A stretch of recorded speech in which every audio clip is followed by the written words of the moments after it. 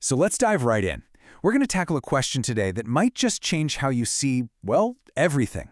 What if that rich inner life you have isn't just for you? What if that feeling extends to animals and maybe even to machines? You know, we tend to think about consciousness like it's some kind of ladder, with us humans sitting comfortably right at the very top.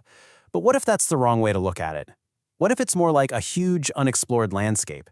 What if there's actually something it's like to be a shrimp scuttling on the ocean floor, or, even crazier, the chatbot on your phone? Now, this isn't just a fun philosophical game to play. The stakes are incredibly high. And to see just how high, we need to look at a time we got this question profoundly wrong, not with another species, but with our own. As the philosopher Jonathan Birch puts it, our certainty about who can and can't feel is often just plain overconfidence.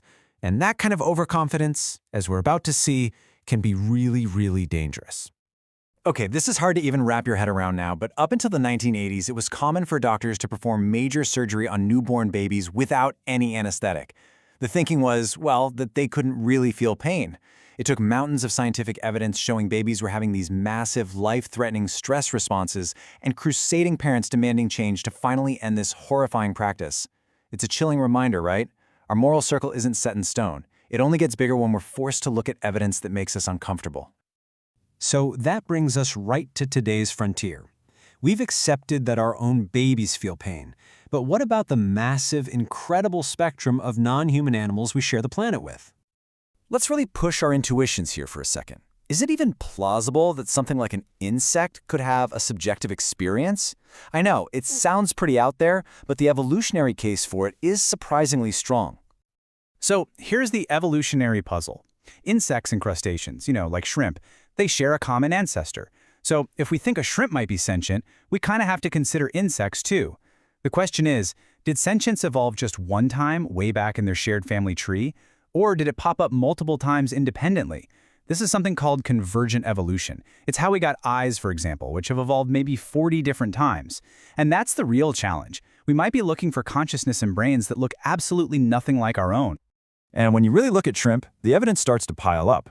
I mean, 95% of shrimp farmers, the people who watch them all day long, are convinced they can feel pain and stress. Scientifically, we know they have pain detectors. But here's the real kicker. If you injure a shrimp and then give it an anesthetic, it tends to its wound less. That suggests it's not just a mindless reflex, it's a response to the feeling of pain.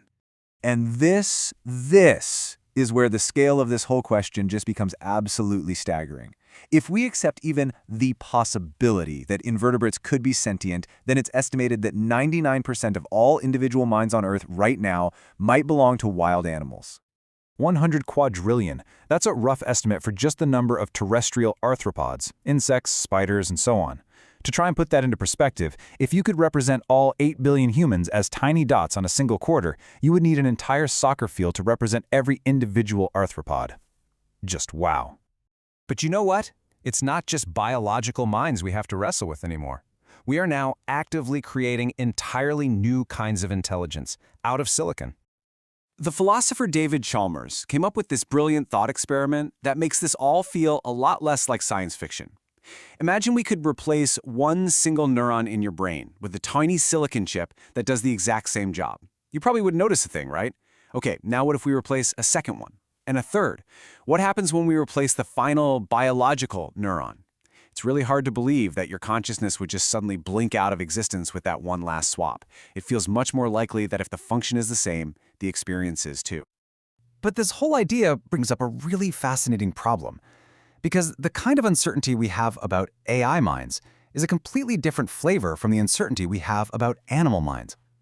Neuroscientist Anil Seth lays this out perfectly. Think about it. With animals, the biological stuff is pretty similar to ours, but they can't talk to us, so our bias is to just ignore them.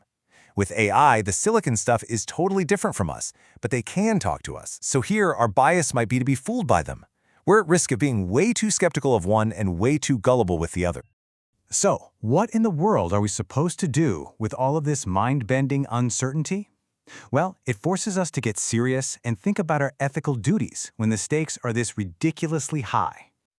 So how do we actually make decisions when we're this unsure?